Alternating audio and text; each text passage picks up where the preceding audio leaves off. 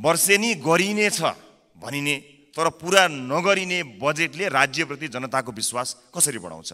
यो शङ्कर कणेल आत्महत्या प्रकरणको छानबिन होस् र न्याय मिलोस् पीडितलाई भन्ने कुराको आवाज पनि उठाउन चाहन्छु। र अहिले भएको भ्रष्टाचारको यो काण्डमा, शरणार्थीको काण्डमा यो ताप्केको बिँड तात्यो, ताप्दै गरेको ताप्के चाहिँ सेलाएको छ। यो ताप्के नसेलाओस्, सिङ्गो देश र अन्तर्राष्ट्रिय समुदायले हेरेको छ। दोषी कोही पनि नउम्कियोस्, मिलिजुली एकअर्कालाई जोगाउने काम नहोस्। यस्तो असाधारण अवस्थामा पुगेको अर्थतन्त्रलाई ट्र्याकमा ल्याउन र आम सर्वसाधारणलाई राहत दिन सधैँको जस्तो कर्मकाण्डी योजनाले के होला?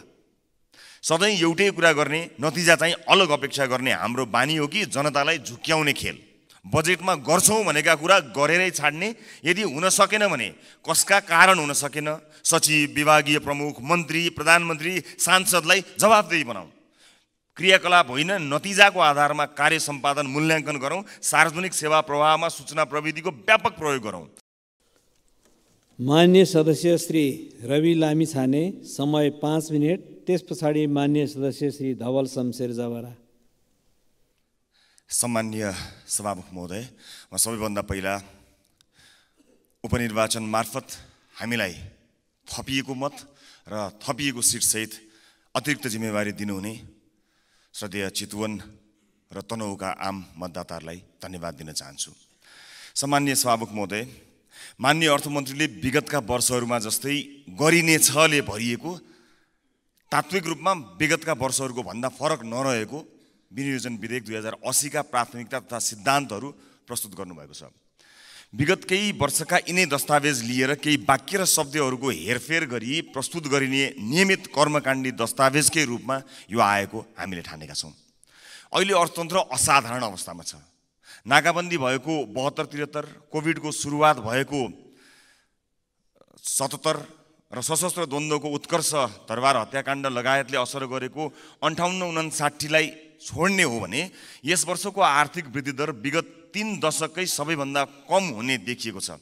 त्यसमाथि सरकारको प्रक्षेपण गर्ने क्षमता यति कमजोर देखियो कि 8% आर्थिक वृद्धि दर हुन्छ भनिएकोमा 2% पनि नहुने देखियो।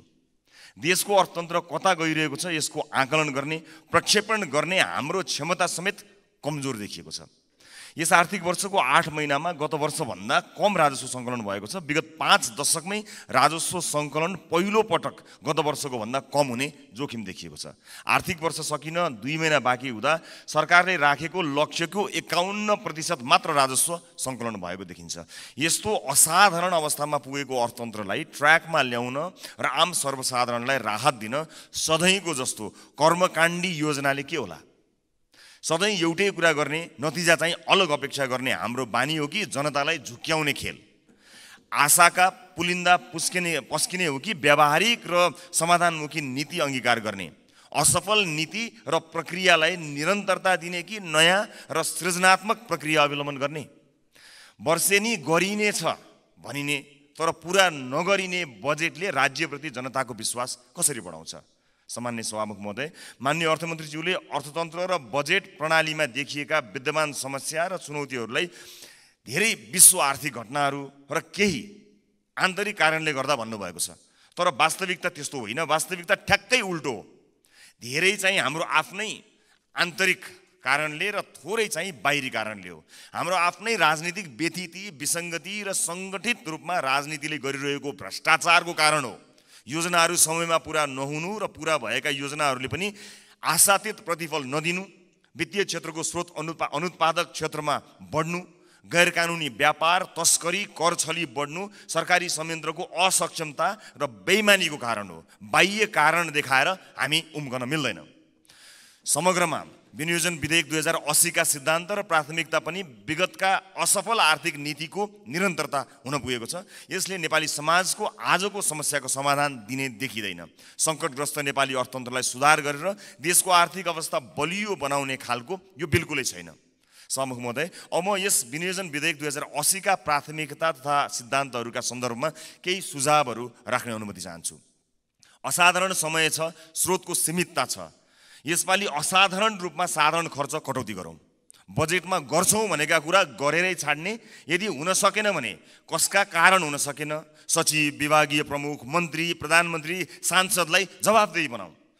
क्रियाकलाप होइन, नतिजाको आधारमा कार्य सम्पादन मूल्याङ्कन गरौँ। सार्वजनिक सेवा प्रवाहमा सूचना प्रविधिको व्यापक प्रयोग गरौँ।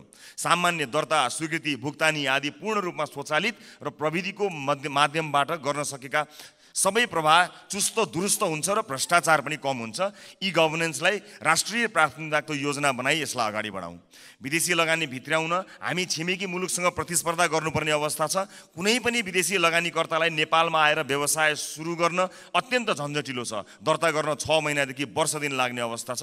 व्यवसाय सुरु भइसकेपछि पनि सञ्चालनका क्रममा मुनाफा फिर्ता लैजाने कुरामा, प्राविधिक आयात गर्ने कुरामा धेरै कठिनाइ छन्। मुलुकमा नै राम्रो गरिरहेका विदेशी लगानी भएका कम्पनीहरूले समेत थप लगानी नगरेको अवस्था छ। यसलाई सुदृढीकरण गर्नुपर्छ। त्यसैले मात्र मुलुकमा उद्यमशीलता प्रोत्साहन गर्छ र थप पुँजीलाई आकर्षित गर्नका साथै पुँजी पलायन रोक्छ। त्यस्तै सरकारले गर्ने भनेको ऐन कानुन तर्जुमा र संशोधन, लगानी सम्बन्धी ऐन, गैर आवासीय नेपाली सम्बन्धी ऐन आदिका कुरा अर्थमन्त्रीज्यूले राख्नुभएको छ। यी 3 महिनाभित्र सरकारले संसदमा पेश गरोस्। आगामी आर्थिक वर्षको पहिलो त्रैमासमा यी जरुरी ऐन कानुन निर्माण हो। फरक तरिकाले सके सभामुख महोदय 1 मिनट पनि लगाउँदिन। फरक तरिकाले काम गर्न सकिएन भने फरक नतिजा आउँदैन। अहिलेको सङ्कटबाट मुलुकलाई पार लगाउन माननीय अर्थमन्त्रीज्यूले विनियोजन विधेयकमा के फरक प्राथमिकता र सिद्धान्त लिनुभएको छ, यो संसदलाई विस्तृत व्याख्यासहित जवाफ दिनुपर्छ।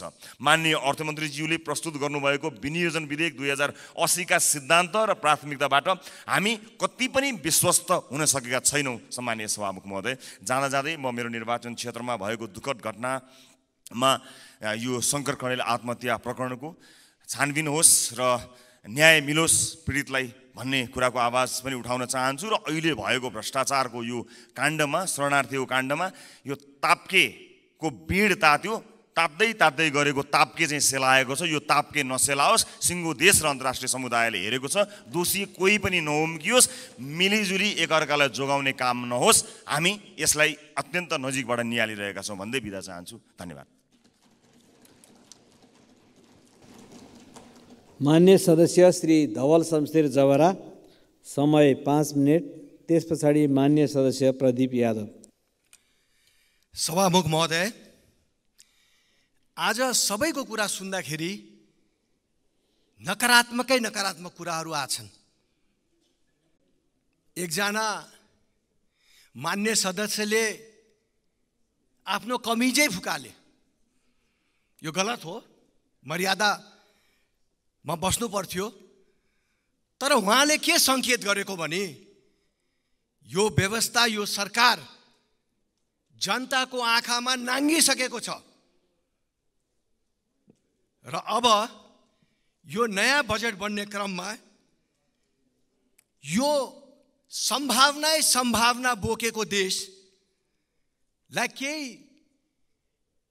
बजेटबाट केही राम्रा योजनाहरू, नयाँ योजनाहरू, कर्मकाण्डी क्रियाकलाप बाहेक लगेर अगाडि बढाउँ भन्ने सोच मैले यहाँ प्रस्तुत गर्न गइरहेको छु।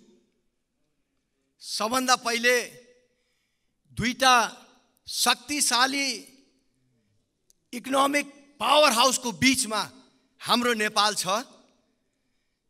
ती दुईटै देशको सम्भावनाहरू र उहाँहरूको इकोनोमीको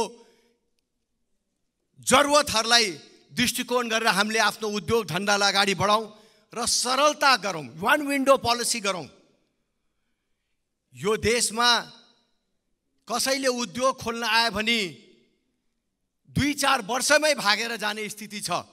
कसैको कारणले होइन, हाम्रो नियम कानुन र हामीहरूले बनाएको अवरोधको कारणले।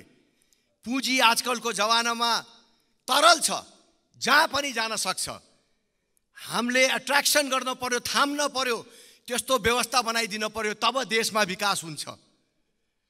यो देश किसानहरूको मुलुक हो, तर आज हेर्नुस् त किसानहरूको स्थिति। बर्खायाम आउन लागिसक्यो, धानको सिजन आउन लागिसक्यो, मलको राम्रोसित व्यवस्था भएको छैन। एउटा मलको फ्याक्ट्री लगाउनै पर्छ सभामुख महोदय। धेरै ठुलो समस्या पनि रहन्छ। हामीले अस्ति बुझ्यौं, हावा, कार्बन डाइअक्साइड, सिमेन्ट फ्याक्ट्रीबाट निक्लिने फ्लू ग्यास र बिजुली, यो कुराहरू मिलायो भने 275 टन मल निस्किने दिन आउन सक्छ। त्यो एउटा जायकाको अध्ययनले 1984 मा गरेको कुरा हो। कसैलाई ध्यान छैन। कमिसनमा मल ल्याउनै सबैजना मस्त छन्। एउटा मलको फ्याक्ट्री यही बजेटमा आउनुपर्छ महोदय। यो अर्ग्यानिक मलको कुराहरू पनि 7वटै प्रदेशमा यसको कुरा अगाडि जाओस्। देर सबेर यो पनि हुने ठुलो सम्भावना छ। राष्ट्रिय गौरवका योजनाहरू सबै अल्पत्र छन्, मुद्दा मामलामा फसेको छन्। प्राइम मिनिस्टरको अफिसले यो मुद्दा र मामलालाई छिनोफानो गरेर राष्ट्रिय गौरवको योजनाहरूलाई अगाडि लग्नुपर्ने आवश्यकता छ। कसको ध्यान जाने यसमा? हामी तराईका वासी हौं। तराईमा आज छाडा चौपायाको बिगबिगी छ। जनधनको नुकसान भइरहेको छ। मैले नगर प्रमुख हुँदाखेरि पनि प्रदेशमा गएर भने थिएँ, एउटा प्रदेश लेभलको गौशाला बनाम, एउटा सानो सानो क्षेत्र वनलाई घेरेर आधुनिक गौशाला बनाम। तर कसैले ध्यान दिएन। मान्छे मरिरहेछन्। चौपायाहरू बिगी छन् तराईमा। 7वटै प्रदेशमा यो बजेटमा एउटा आधुनिक गौशाला, भेटनेरी फेसिलिटी भएको गौशाला बनाउने कुरा राख्योस्। नदी नालाको नियन्त्रणको कुराहरू आयो। मान्छेका खेत, मान्छेका घर नदीले कटान गरिरहेको छ। यसमा विशेष ध्यान दिनुपर्छ। आजकल नेपालको गौरव यो खेलकुदले पनि उठाएको छ।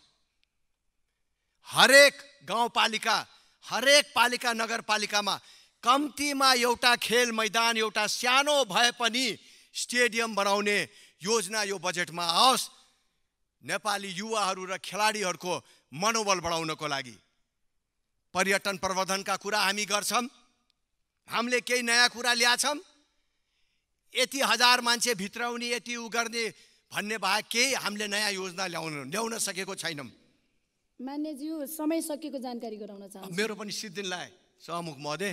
सिद्धि नै छ। कर्णाली क्षेत्रको र देशभरिको पर्यटन प्रवर्धनलाई बढाउने हो भने राष्ट्रिय निकुञ्जमा, रारा तालमा